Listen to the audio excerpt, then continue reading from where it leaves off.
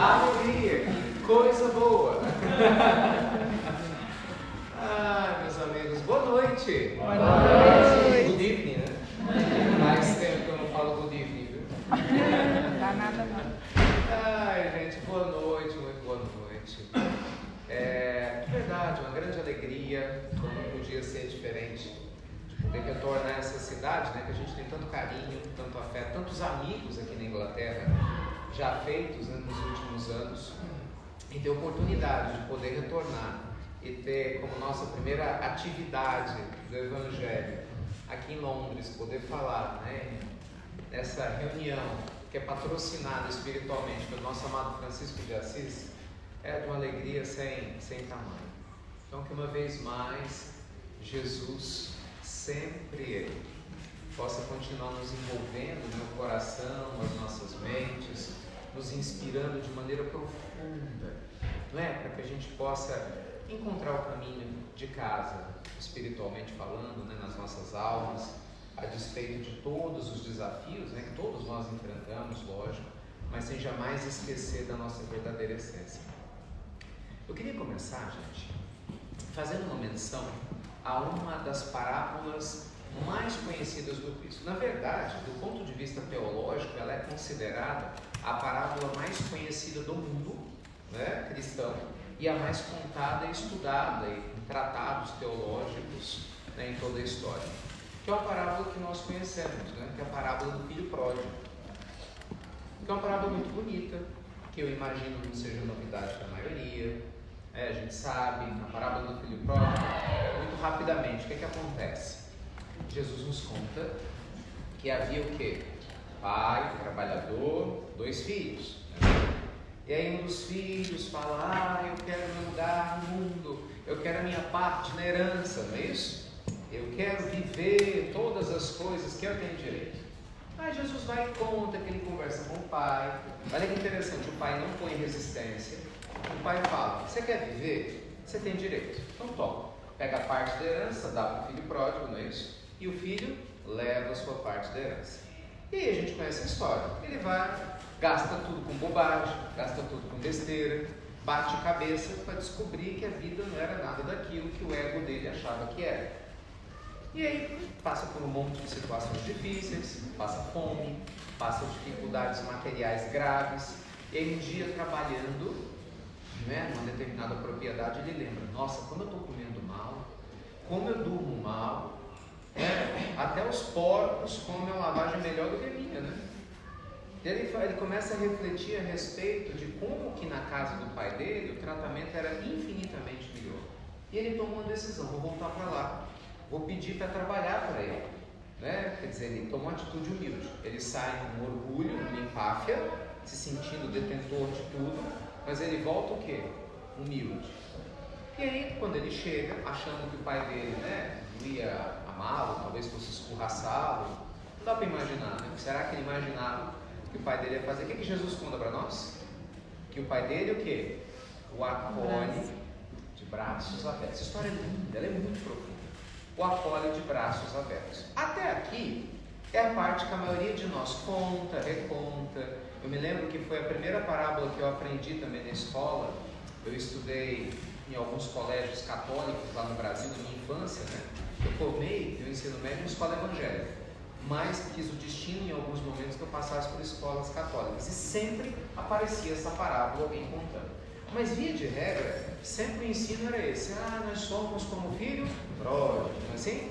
Nós vamos e saímos em busca de tudo. Só que o Espírito de Emmanuel nos traz uma observação brilhante em Palavra de Vida Eterna, até o tema da pílula do Evangelho de amanhã, que eu queria trazer para a nossa reflexão hoje, para abrir, né, o nosso campo reflexivo hoje. Ele fala o seguinte, e a postura do irmão que ficou? Qual foi a postura do irmão que ficou? O irmão que ficou, ele tem inveja do irmão que volta. Ele fica com raiva do pai. Lembra-se disso? Ele fala, mas como assim? Você vai receber de volta? Porque o pai fala, vamos dar uma festa, né? Teu irmão voltou, mas não é possível? Não é possível? Como é que você vai dar uma festa? O meu irmão faz o que faz, pega todo o dinheiro, né? Gasta tudo, faz um monte de besteira, de bobagem, volta, Você vai dar uma festa para ele, você nunca deu uma festa para mim. Eu sempre estive do teu lado, eu nunca te abandonei. Você nunca falou que ia dar uma festa para mim. Então ele tem inveja, ele fica com raiva do pai, ele fica com raiva do irmão. E ele o quê? Se volta contra a autoridade paterna. Mais ou menos o que muitas vezes a gente faz em relação a Deus. Vai dizer que nunca aconteceu com você, de você olhar para uma pessoa que você não conhece bem e falar assim: nossa, fulano de tal tem uma coisa que eu não tenho. Você acha que não tem um monte de gente no Brasil que te conhece e fala assim: gente, que luxo, eles moram na Inglaterra. Estou exagerando? Não. Imagina, ainda mais se você tira uma selfie e fala Londres. Não é nem Londres, né? Aparece London. E a pessoa está lá, não sabe o que você vive, não sabe o que você passa, não é? Mas está lá pensando: puxa vida, eu aqui ralando, não é? Feito doido nesse Brasil, nesse país esquisito, das leis estranhas, as coisas não funcionam. E ela está lá naquela Inglaterra, está na Europa, né? Pronto, se você morou em outro país para chegar aqui, piorou, tá vendo? Está passeando pela Europa. De repente você está aqui lutando, né? Não para sobreviver, enfrenta frio, o clima instável, às vezes tem dinheiro para pagar a conta, às vezes não tem. Tem gente com problema com a questão de imigração, agora com essa questão do Brexit, e a pessoa às vezes se sente fora de casa, e vontade de voltar, e não sabe se fica, e não sabe se vai. Mas quem está do outro lado não sabe. Qual de nós nunca invejou a situação de uma outra pessoa? Né? Uma coisa que, lógico, nunca deve ter acontecido com ninguém, ainda mais, né, vocês aqui, esse povo chique, né, que moram fora do país. Mas você sabe que tem gente que às vezes olha para a casa do vizinho e acha que a grama é mais fresca, né? Mais bonita, mais verdinha. De repente você olha e fala: meu Deus, fulano de tal tem um marido tão bom. Eu queria tanto, né, ter um quitute desse para chamar de meu. Né? Nossa, mas fulano tem uma esposa tão maravilhosa. Eu queria tanto ter uma mulher assim para chamar de minha. Nossa, mas que filhos bons, meus filhos são tão complicados. Eu queria tanto ter um filho desse. Não é? Já tem gente, por exemplo, que não faz isso em relação à parte afetiva, faz com trabalho. Às vezes você tem um grande amigo, né? E o teu amigo trabalha muito bem, ele tem estabilidade, né? Trabalha bem, as pessoas gostam dele, o trabalho é bacana, é legal, você tem segurança. De repente você não tem segurança. A pessoa fala: meu Deus, não é possível, eu sou tão honesta, eu sou tão honesto, não? Sou trabalhador, me esforço, mas por que fulano de tal tem e eu não tenho? Não é? Poxa, saí do meu país, estou aqui, por que a pessoa tem tanto recurso e eu não tenho? E aí? Como é que isso vai ser, né? Como é que isso vai se dar? E de repente a pessoa se sente o quê? Triste, se sente como? Revoltada, se sente como? Angustiada, desmotivada, acima de tudo talvez seja a palavra certa, injustiçada, que foi exatamente como o irmão do filho pródigo se sentiu. A gente se sente assim. E aí a gente se esquece que a bondade divina é gigantesca. E que nós, meus amigos, independente do país que estejamos, né, do lugar que estejamos, estamos aqui só de passagem. A gente se esquece que a gente está aqui só de passagem. Não tem uma história linda do sujeito que visita um sábio, que ele queria saber a fórmula da felicidade, não é isso? Aí ele chega lá, o sábio morava num lugarzinho simples, não tinha nada, um lugarejo. Ele olha para dentro da casa lá do homem sábio e fala: o senhor me desculpa, mas um homem tão conhecido e sábio como o senhor só mora num lugar desse? Ele é, meu filho, mas cadê suas coisas? E ele fala: meu filho, e cadê as suas coisas? Era um viajante, não tinha quase nada. Eu falei assim: mas eu estou aqui só de passagem. Aí o sábio olha para ele e fala: eu também. Eu também estou aqui só de passagem. Então às vezes a gente se esquece, né? São coisas simples, mas é o simples, né, meus irmãos, que não é bem trabalhado na nossa alma, que faz às vezes a gente desconectar da essência. Se você pegar esse fio que está aqui ligado na tomada e desplugado da tomada, ela imediatamente desliga. A eletricidade continua lá, o recurso continua para todo lugar, mas se a gente não estiver ligado na tomada, o que acontece? Não flui a eletricidade. É a mesma coisa, né? Nós precisamos nos ligar às leis divinas com consciência. Se a gente não se liga a essas leis divinas com consciência, se a gente não compreende o que são as leis divinas, nós vamos sofrer. Isso é líquido e certo. Isso aqui é uma coisa certa, além da morte, mais uma vez, é o sofrimento para quem não aceita as leis divinas. Todas as vezes que a gente luta contra a lei de Deus, que a gente vai contra o fluxo, que a gente vai contra a maré, todas as vezes que o nosso ego é mais forte do que o nosso eu sagrado, nós vamos sofrer. E você pode ter certeza absoluta, quem está sofrendo muito aqui hoje à noite é porque você está indo contra as leis divinas. Então a fala é incrível, né? Simples, mas profunda, de Joana de Ângeles, que ela fala exatamente isso. Eu li ela quando estava na adolescência, nunca mais esqueci. Que ela diz assim: infelicidade é o que nós experimentamos quando não estamos alinhados com as leis divinas. Quer ser feliz? Alinhe-se com as leis de Deus. E a felicidade naturalmente vai fluir através de você. Então, meus amigos, nessa sexta-feira especial, eu queria, né, conversar um pouquinho com vocês, com todo carinho, a esse respeito. Qual é o nosso papel aqui nessa terra? Como estrangeiros, como imigrantes. Qual é o nosso papel fora do nosso país? Qual é o nosso papel, né, em busca da felicidade, vivendo experiências novas? Será que a gente está agindo como filho pródigo? Será que a gente está agindo como irmão dele, que não entende muitas questões? Ou será que a gente está agindo como os discípulos do Cristo, quando Jesus os orienta lá na narrativa de Mateus 10, né? Eles falam: vão para tudo quanto é lugar, levem minha palavra. Mas ele fala: não se apeguem às coisas ruins. Ele vai orientando como nós deveríamos transitar perante a vida, nos conectando ao que sobra. Tanto que ele fala: se você for a algum lugar e lá o amaldiçoarem, nem o pó desse lugar traga com você, bata seu pé para que o pó saia. Jesus fala: seja simples como as pombas, mas seja o quê? Sagazes como as serpentes. Então Cristo vai nos orientando, né, de uma maneira simbólica. Lógico, na época ele falava para o povo de Israel, falava num contexto específico, mas se a gente for pegar lá de 2000 anos atrás, pegar as premissas essenciais do Evangelho, né, e a gente aplicar na nossa vida, vocês vão ver que impressionante como isso casa para o nosso coração. É impressionante, gente, como que a gente se sente apoiado hoje, a gente encontra respostas das nossas dúvidas mais profundas, das nossas angústias mais profundas no Evangelho. Muita gente acha que o Evangelho está ultrapassado.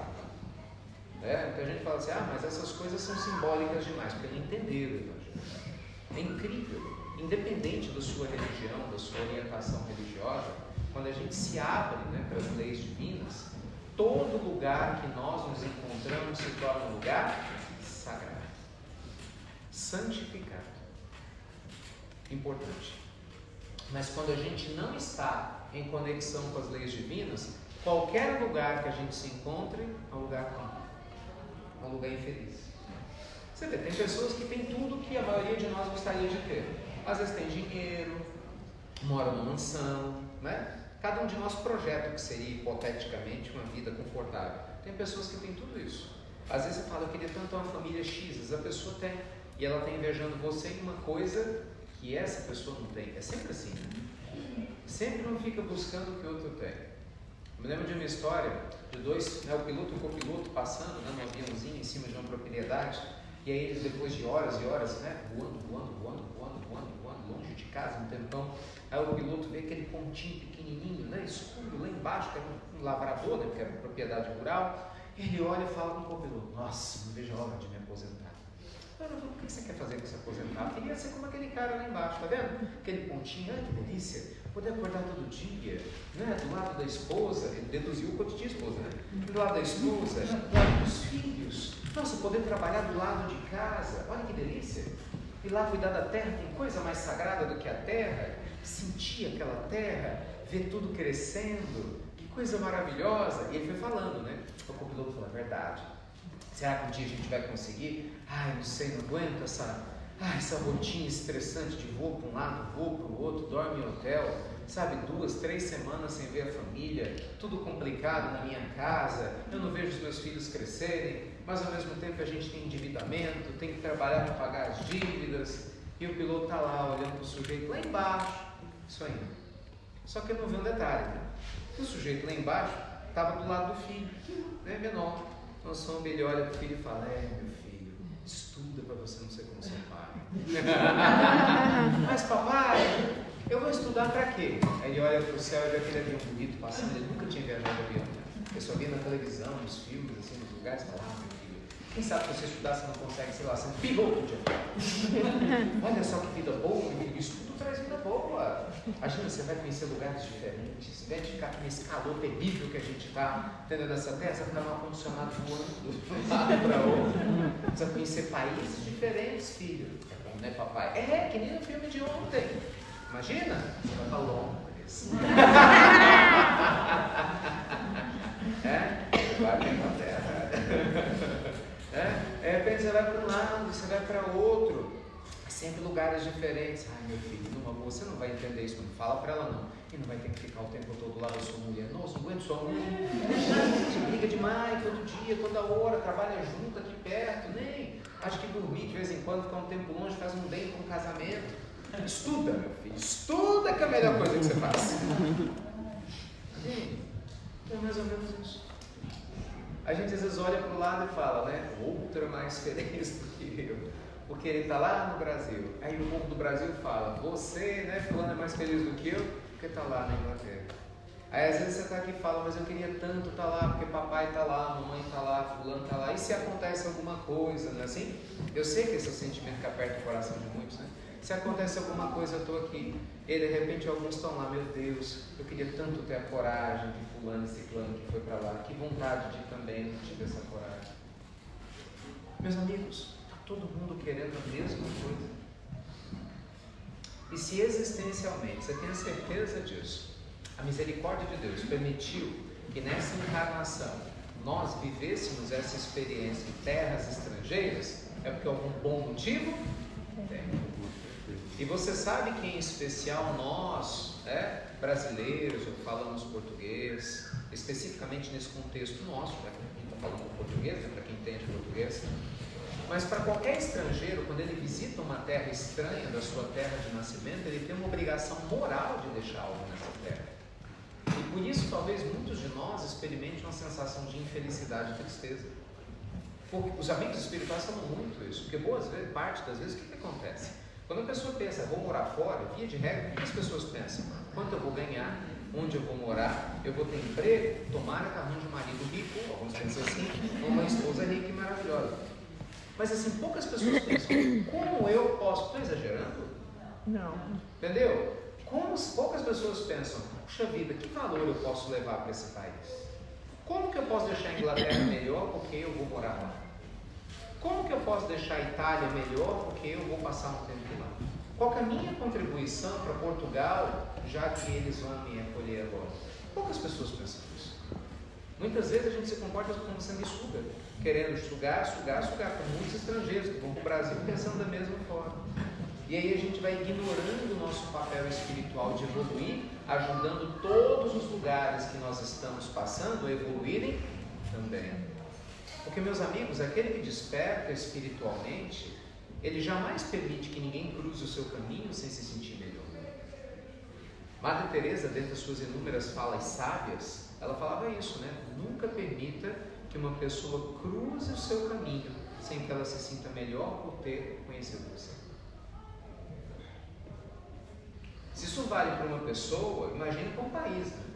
Imagina, você entra no país e sai e não fez diferença nenhuma. Porque a gente nunca fez esforço para fazer diferença nenhuma.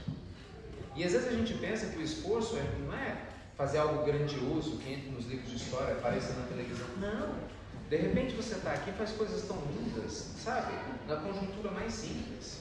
Da casa da família que você está trabalhando e de repente não faz isso só por obrigação. Faz de uma maneira tão extraordinária e deixa sua marca de uma maneira positiva naquela família e vai aprender coisas da sua cultura que a família jamais aprenderia se não fosse por você. Do mesmo jeito que estrangeiros que estão lá no Brasil e têm essa vibe elevada, passam por nós e nos ensinam muitas coisas da sua cultura. Não é só aquela coisa do querer sugar, é uma troca. Então você pode ter certeza que a felicidade está perto de tudo aquilo que a gente faz para servir. A maioria, eu conheço muitas pessoas que moram fora do Brasil, né? Por causa do nosso trabalho das pílulas, do projeto que a gente tem. Graças a Deus eu conheço muitas pessoas. Todas as pessoas felizes que eu conheço servem. Todas. E todas as que reclamam normalmente não servem. Por favor, entenda, não servem, não no sentido negativo, né? Elas querem ser servidas.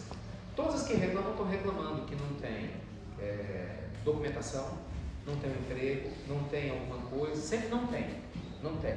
Aí você vai tentando lembrar, aí você pergunta para elas: eu sei, fulano, você não tem, mas o que você tem feito? Ah, mas eu não tenho tempo para pensar nisso. É sempre assim. É assim. É assim nos Estados Unidos, foi assim no Canadá, assim aqui, na Itália, Inglaterra, nós vamos para a Alemanha semana que vem. É sempre assim. É sempre assim. Aí você vai conversar com as pessoas mais felizes. Eu posso falar dos brasileiros, que eu conheço muito bem. Aí eu vejo que são pessoas que não enriqueceram, a maioria definitivamente não enriqueceu, mas as felizes são pessoas que trabalham em função de alguém. É impressionante como isso bate.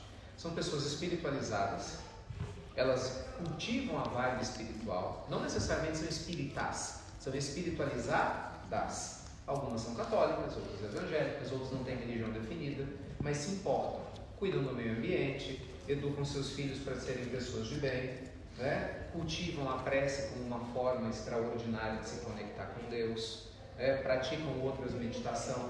Então tem uma preocupação com a alimentação, preocupação com o globo, é um outro tipo de vibração. E se conectam com a comunidade local no intuito de doar algo. Há uma conexão. Enquanto a maioria sempre se sente um peixe fora d'água. Mas muitos se sentem um peixe fora d'água. Por quê? Porque a vibração é uma vibração de se sentir um peixe fora d'água mesmo. A pessoa nunca veio com o intuito de se conectar. Ela veio com o intuito de tirar alguma coisa de proveito. Eu quero conforto. E desculpa, meus amigos, mas se essa é a visão que a gente tem, essa é uma visão muito pobre. Porque a gente está aqui só de passagem. Do ponto de vista existencial, nós não estamos fazendo nada diferente do que o filho pródigo fez. Nada, pensa bem, nada diferente. Quando a gente chega e fala assim: eu quero ir, imagina, lembra quando você tomou a decisão para mudar do Brasil? Eu quero ser do Brasil. É a mesma coisa do filho pródigo falando: ó, pai, o negócio é o seguinte, quero ficar em casa não, né? Dá minha cota que eu quero ir para fora. Você fala a mesma coisa. Na hora que você fez sua oração e fala: meu Deus, protege que eu quero ir para o país tentar a vida, não é assim? É a mesma coisa, qual é a diferença? Dá minha cota, me protege, né? Me dá recurso. E aí a gente vem. Só que será que a gente faz por onde? E aí é só a consciência, né, gente, de cada um, que pode se visitar e se questionar a esse respeito. E aí, em contrapartida, tem aqueles que fazem o papel do irmão do filho pródigo, né? Que ficam lá com inveja. E aí você percebe o que Emmanuel fala muito bem: nenhum dos dois fica feliz, né?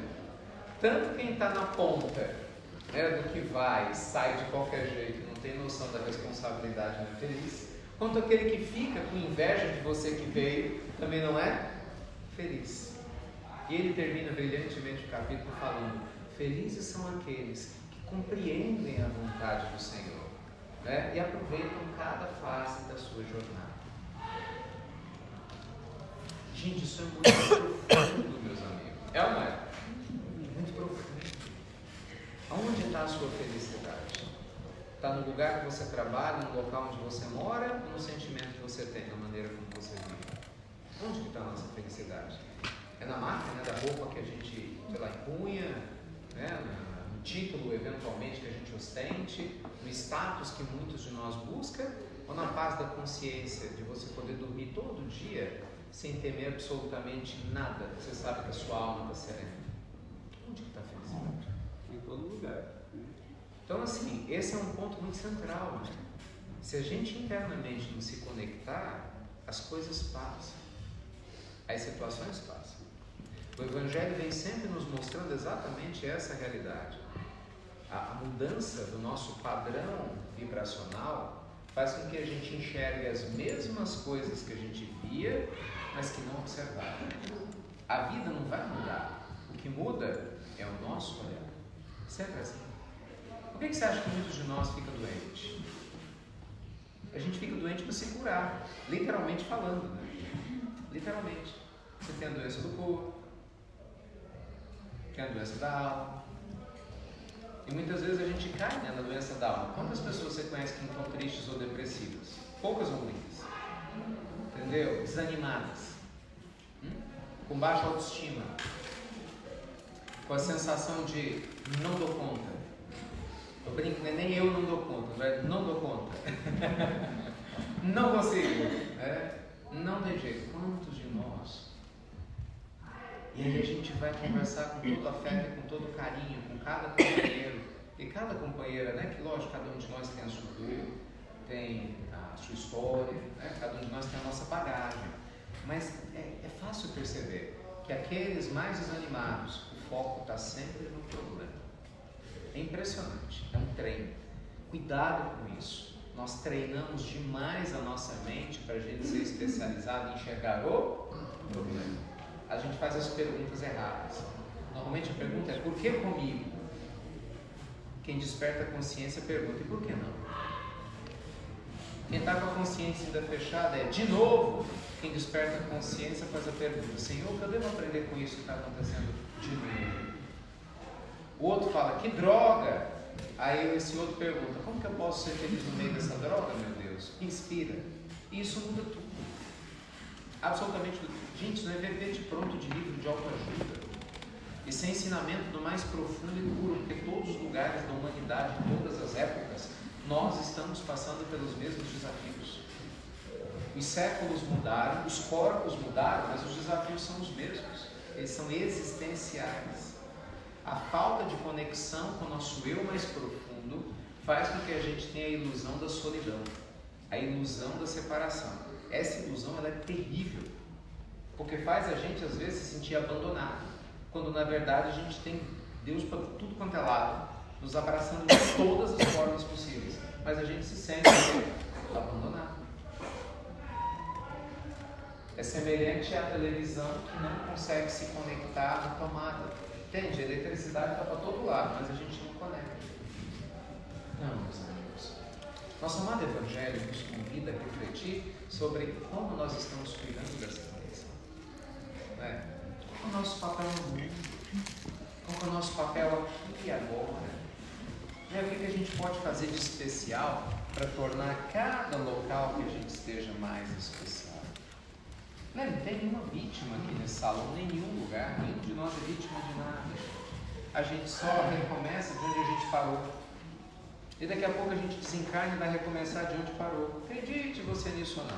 A vida não precisa que a gente acredite em nada. As regras e as leis continuam funcionando. Não é? Do mesmo jeito? Da mesma forma. A esse respeito, tem uma história linda, maravilhosa, né? Narrada por Humberto de Campos, que eu queria compartilhar com vocês. Uma conversa entre Pedro e Jesus. Calcula o nível da conversa. Calcula o nível da conversa.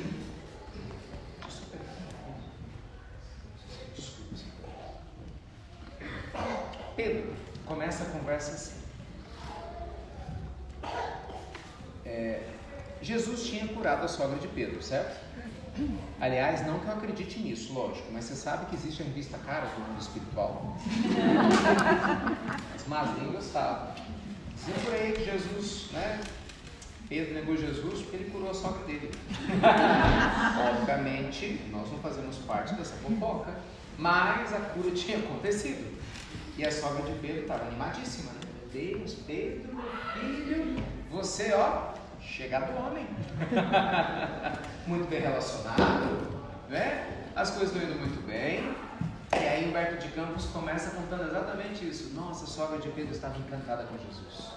Depois de ter sido curada, ela procura Pedro e fala: meu filho, procure o mestre para nos favorecer em alguns problemas.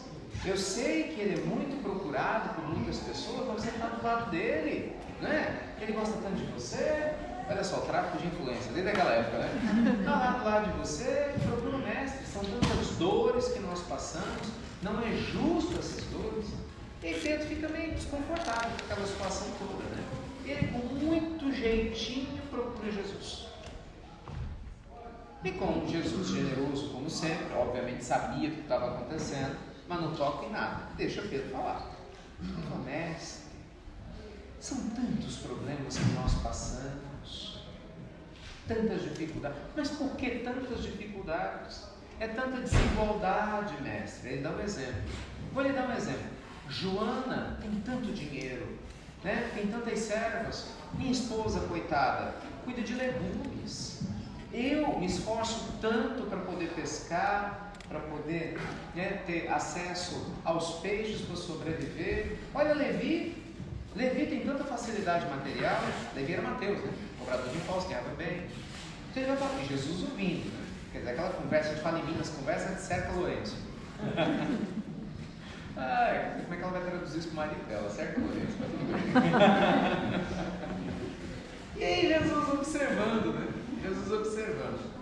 Eu falo assim, meu filho, mas por acaso você esquece que Deus tem um plano para todos nós? Por acaso você ignora que talvez Joana era Joana de Cusa. Por acaso você ignora que Joana pode não cuidar de legumes, mas cuida das servas e as educa? Quem teria mais responsabilidade perante Deus se falhar? Tua esposa cuidando de legumes ou Joana cuidando das servas no meio daquela situação que ela se encontra? Fica calado. E quem garante que Joana vai ter essa mesma situação até o final da vida?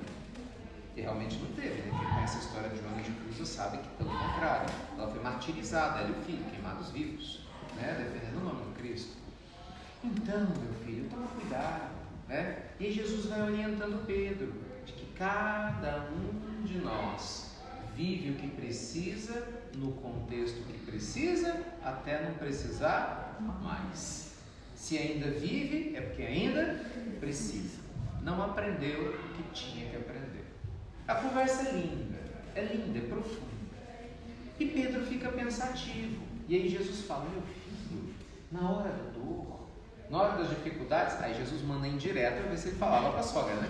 Não, ora, meu filho. E Jesus fala da prece. A oração é um recurso que nos conecta direto ao Pai.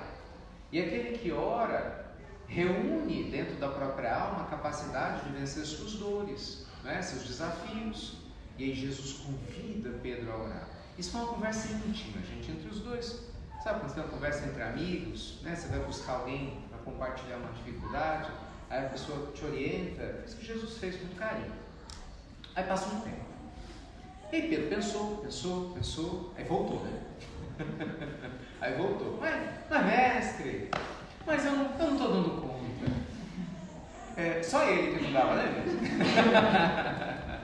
Olha assim, Pedro é extraordinário, né? Porque Pedro é a personificação de todos nós. Pedro, né? É a personificação de todos nós, né? Você vai ver que coisa mais linda. Pedro vivia ao lado de Jesus, mas ele tinha uma parte humana muito forte. Somos nós. Veja, Pedro é escolhido para ser o responsável para cuidar do colégio apostólico. Então, veja o valor moral que o Cristo via nesse espírito. Mas ele era duro, era ríspido, ele era uma pedra dura, assim como nós. Pedro era um diamante bruto. Você vê a coisa mais linda, Jesus como um ourives de Deus, enxerga em Pedro que nem Pedro conseguia enxergar. Jesus, ele vê em Pedro bruto, o Pedro iluminado por ele. É muito profundo isso.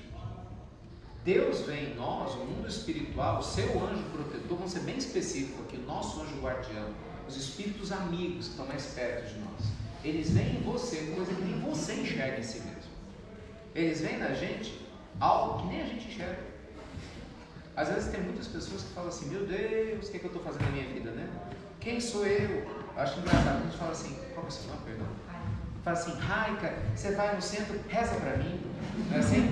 Ou então, põe meu nome lá, no Brasil, põe meu nome lá, você vai na missa, pede o Espírito Santo, Virgem Maria por mim, você vai falar, fala com o pastor para ele poder me abençoar lá de longe, mas para você, mas quem sou eu, não é assim?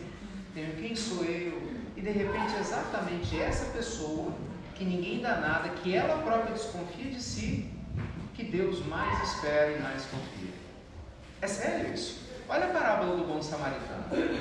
O samaritano, gente, era o expatriado da época, é o imigrante daquela época. Uma sociedade xenófoba daquela época, do ponto de vista espiritual, quem era o que sofria mais preconceito? Quem? Os samaritanos. E quem é que Jesus coloca na posição de destaque de fazer o bem? O samaritano. Quando Jesus vai conversar com a mulher, lá no poço de Jacó, ela era o quê? Samaritana. E Jesus pega a mulher mais pobre possível. Porque veja bem, ela estava sozinha, o que mostra que provavelmente quando ela foi buscar água, quem iria era o marido, então provavelmente ela não tinha marido. Ela era pobre e era samaritana. Seria, se fosse na Índia, um pária. Tanto quando Jesus chega perto dela, ela se assusta, né? Jesus, que tem porte extraordinário dele, imagina, espiritualmente imponente, né? E homem. Jesus toca nela, conversa com ela. Quando que isso é? Com respeito. Quando que um homem faz um negócio daquele? Então você vê o quê? Que o mundo espiritual, presta atenção nisso. Eles enxergam em você, em mim. Eles têm expectativas conosco que nem a gente imagina. Enquanto a gente está perdendo tempo, será que eu dou conta? Meu Deus, quem sou eu? Nossa, eu tenho tantos problemas, né? Tantas dificuldades, eu sou nada, né? Eu não sou ninguém, eu não vou dar conta de nada. Eles estão lá buzinando o nosso ouvido. Vai sim. Né? Respira fundo e vai na reunião do Francisco de Assis para se renovar. É assim, né? Vai em alguma church. Entendeu? Ora, meu filho, faz o evangelho no lar, meu filho. Não desanima, não. Olha, abre esse livro que você está e chega a estar cheio de poeira, entendeu? Que você ganhou em algum momento. Às vezes é um livro, né, que tem uma mensagem bonita. Eles vão fazendo de tudo, meus amigos, e acredite, exatamente assim. Eles vão fazendo de tudo para criar o que a gente aprendeu a chamar de coincidência, que Jung chamava de sincronicidade e que a lei divina chama de efeito das causas que a gente gera. Porque nada acontece por acaso. Tudo para ver se desperta a nossa consciência, para ver se a gente sai dessa posição, né, de vítima e se a gente assume a nossa responsabilidade existencial. Se a gente passa a acordar da nossa posição. Isso é um negócio muito sério. Eles têm aqui uma expressão em inglês, está sonando, acho que é sleepwalker, né? Uma coisa assim, não é isso? Sleepwalker. Então imagine o seguinte, que metaforicamente nós fôssemos como sleepwalker, sonâmbulos, porque o sonâmbulo ele não sabe que ele está dormindo, não é assim? Ele levanta, ele não tem noção que ele está dormindo, está caminhando, ele não tem essa noção, até que alguém o acorde, de repente ele acorda e assim por diante. A maioria de nós é exatamente a mesma coisa. A gente anda dormindo.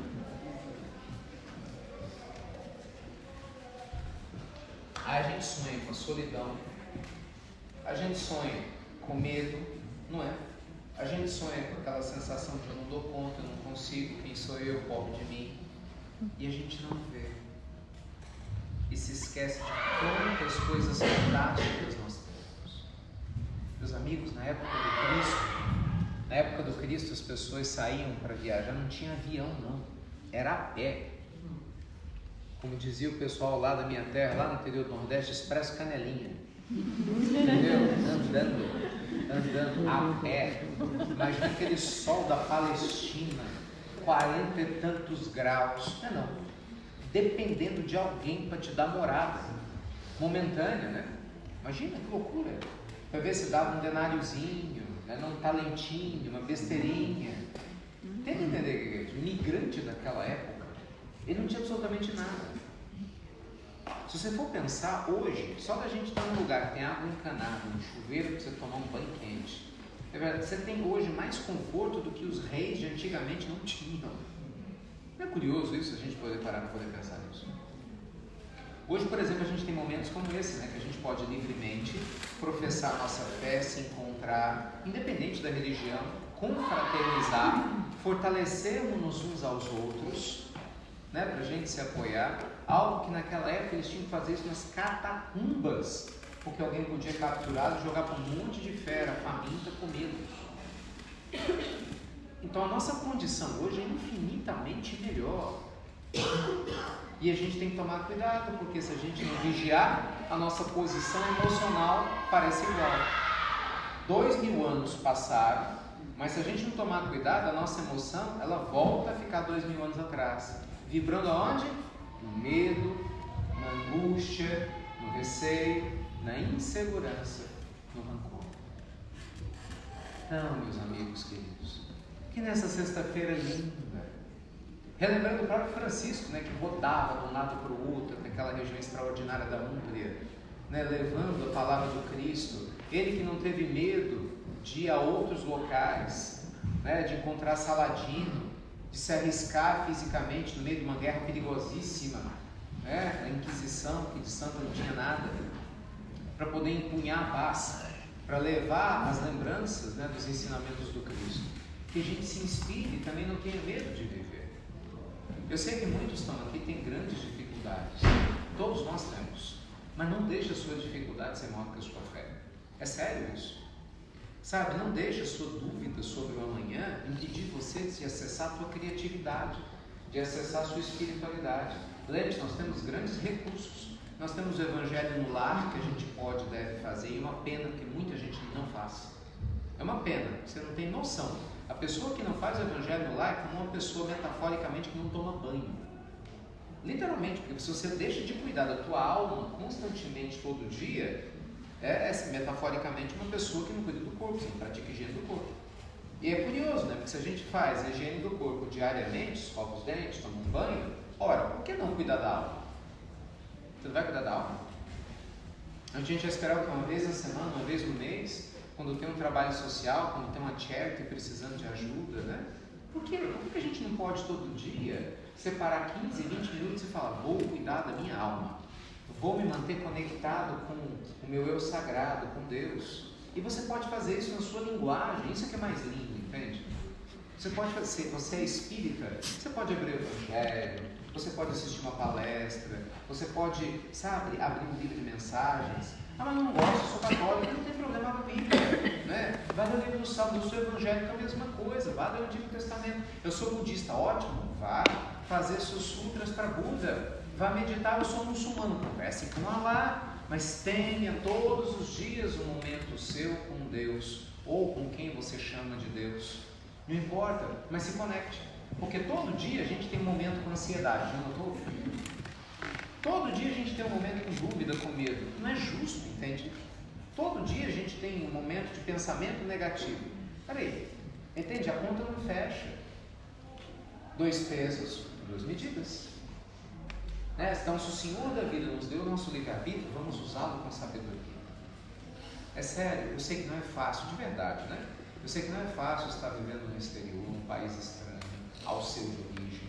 Eu sei que a maioria passa por dificuldades emocionais profundas, financeiras, muita gente trabalha muito, trabalha duro, né? Muito estudante, muita gente querendo encontrar o seu lugar ao sol, mesmo quem está casado aqui, construindo a sua família aqui, que não é fácil, assim como, lógico, também não é fácil para os estrangeiros que estão lá no nosso país.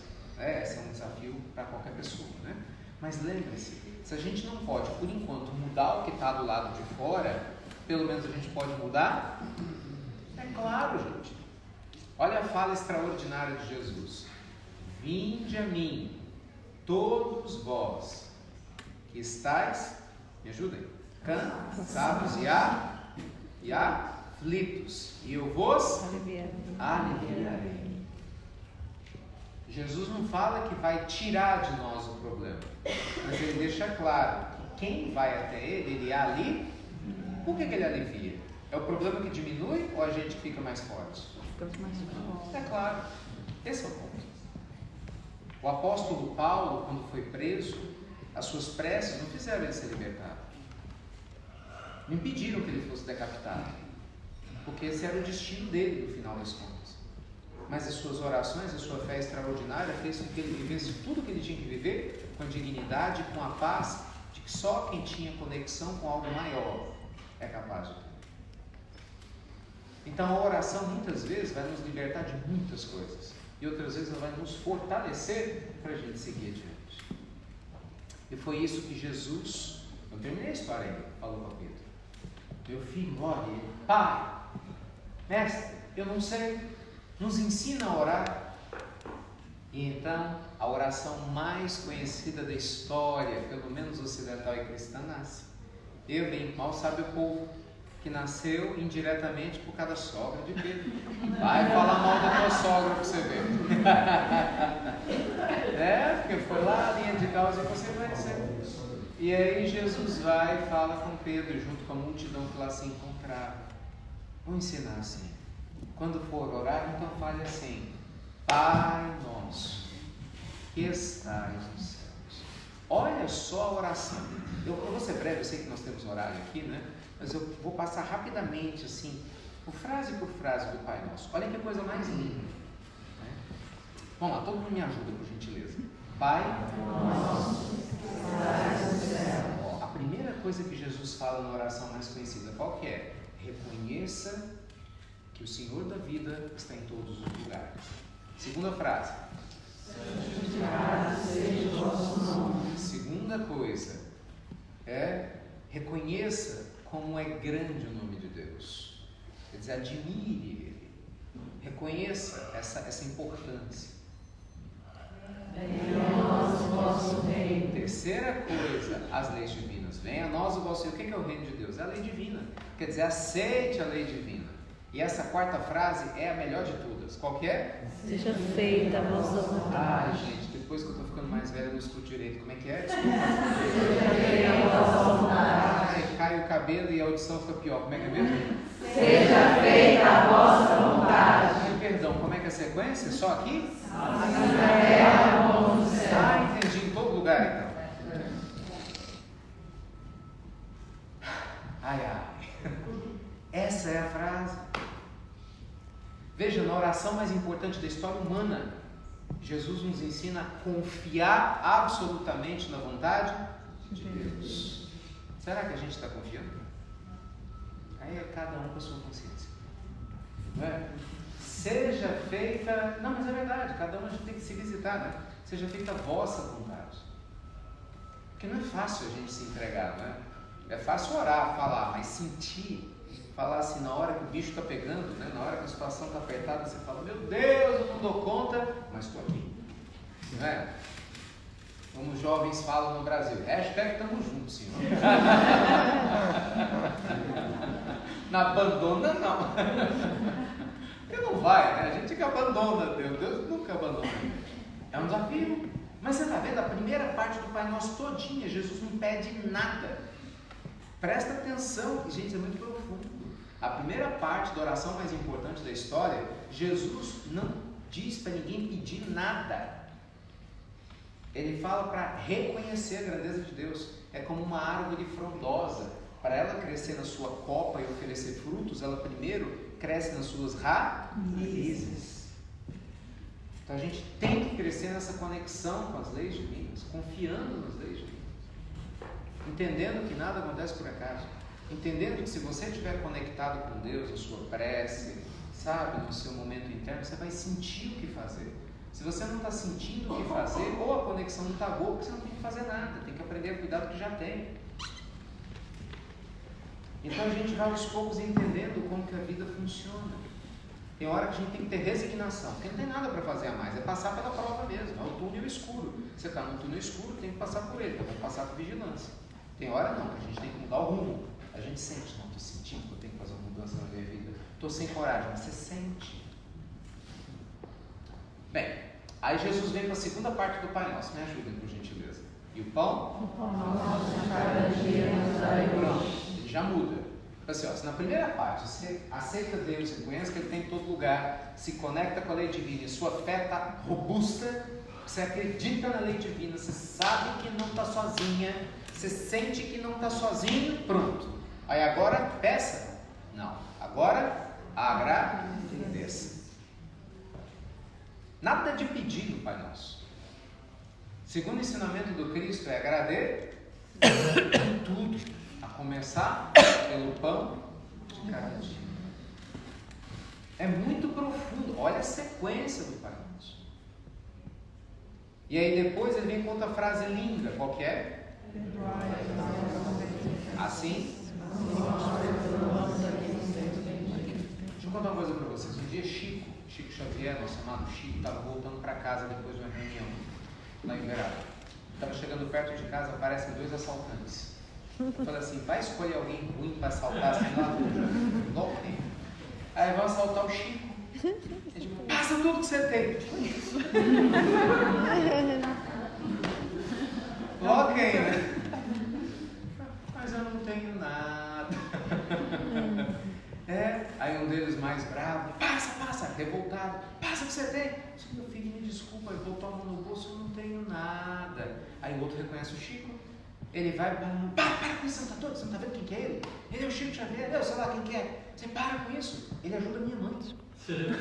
Foi. Ele ajuda minha mãe. Sabe aquela cesta básica que eu te falo, que o pessoal lá dá? É ele que dá. E aí é muito engraçado, ele fala assim, pô, seu Chico, senhor desculpa. Senhor desculpa, é que a vida está muito difícil. A vida está muito difícil. Aqui, o senhor acha que tem perdão pra gente? É sério? O senhor acha que tem perdão pra gente? Na hora, o irmão aparece para ele e fala assim, Chico, diga a nossos irmãos que Jesus escolheu sair deste mundo ao lado de 2 ladrões.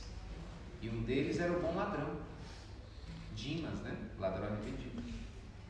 E diga a eles também que o perdão foi o ensinamento mais sagrado do Cristo, que foi o último que ele deixou antes de dar o seu suspiro.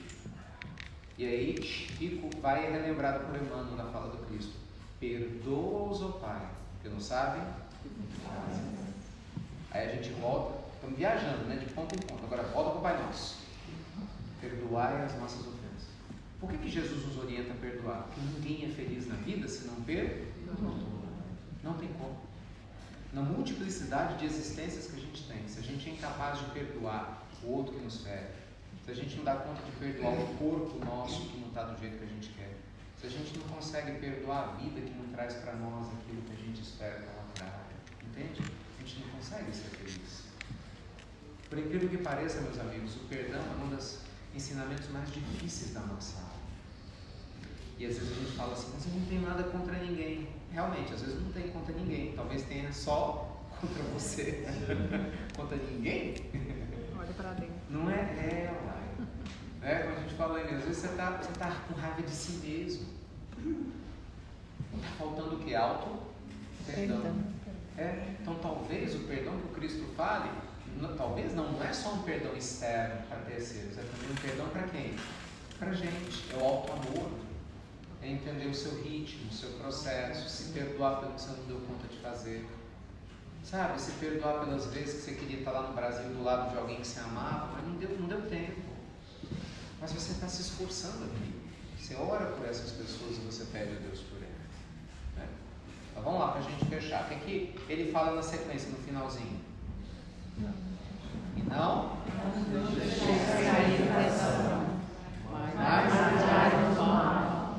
Olha que lindo. Pode terminar. Amém. Que é chique, né? Amen. Sou no Brasil, eles vão falar assim, homem? Não. Então, assim, você vê que coisa mais linda. No momento em que Jesus nos orienta assim, agora é hora de pedir. Ao invés dele falar, Senhor, né? Falar assim, o nosso de cada dia nos dai hoje. Perdoai as nossas ofensas, assim como nós perdoamos aqueles que nos têm ofendido. Pronto, agora é hora de pedir. E traz um marido maravilhoso para mim. Agora era a hora, uma esposa, um corpo perfeito. Traz din-din, Senhor, um denáriozinho, Senhor. Não. O único pedido, presta atenção, na oração mais importante da história, os únicos 2 pedidos que Jesus libera, quais são? É para a gente não cair na tentação, porque Ele sabe que a gente cai. E para livrar do mal. Porque Ele sabe que a gente cai na tentação do medo, da angústia, da dor, da baixa autoestima. A gente cai na tentação de duvidar de si mesmo. A gente cai na tentação da inveja. A gente cai na tentação de trair nossos valores, nossos princípios. Ele sabe, lógico. Então Ele pede a Deus, meu filho, para você se livrar das tentações de todos os males. E por que Jesus não falou para a gente pedir coisas materiais? Adivinha? Porque quem segue tudo isso que Ele ensinou no Pai Nosso, todo o resto vem por acréscimo. Buscai coisas de Deus, e todas mais vos serão acrescentadas. Então, meus amigos, mais uma vez, que a bondade de Deus, no seu infinito misericórdia, abrace muito cada um de vocês. Sabe, traga a força que você veio buscar, energia positiva, essa espiritualidade superior, que abençoe esse país, que nos acolhe cada um nas nossas necessidades, a vocês que têm tanto tempo né, celebrando o Evangelho de maneira profunda, que abençoe a todos nós. Né, para quando chegar a hora da gente voltar para casa, a gente não precisa passar vergonha do filho pródigo e nem o papel do irmão invejoso, né? Para a gente poder chegar com o nosso coração sereno. E como última fala, porque eu sei que tem que orar, tem que pregar a sala, não podia deixar só de agradecer a vocês pela oportunidade, pelo carinho, e de perguntar quem que recebe as pílulas do Evangelho. Tem que perguntar e agradecer. Vocês que recebem as pílulas, que compartilham, que mesmo morando fora do país, né, ajudam a manter esse projeto que a gente tem com tanto carinho por todos os lugares. Quem não conhece, sintam-se convidados a conhecer. É um trabalho de mensagens que a gente grava com todo carinho há tantos anos. Né? Todo dia chega, né? Hoje a gente está em 150 países, na nossa última contagem. Milhões de pessoas todos os dias. Todas as religiões. Espíritas, católicos, budistas, muçulmanos, judeus. Tem um monte de religião que eu nem conheço. Mas que a gente estava dando uma palestra de um monte de gente, Salt Lake City, os mormons nos acompanhando, é legal. Ateus, aí eu brinco, graças a Deus. Agnósticos, então assim, não tem como não agradecer a vocês, viu? Pelo carinho de tudo isso. Então, um beijo enorme no coração de vocês, continuem firmes, né? Nessa semente do bem, não desanimem. Lembre-se, independente de qualquer problema, de qualquer coisa, a nossa fé é maior, nada acontece por acaso. Se você estiver se sentindo como essa televisão fora do gancho, conecta na tomada. Você vai ver o que você precisa, você vai intuir, você vai sentir os caminhos onde se abrir. Tá bom? E frequentem o Francisco de Assis, não? Se conectem, que isso é o que a gente tem de mais valioso. E que Deus permita que a gente possa se ver breve. Com certeza, muito breve. Que assim seja.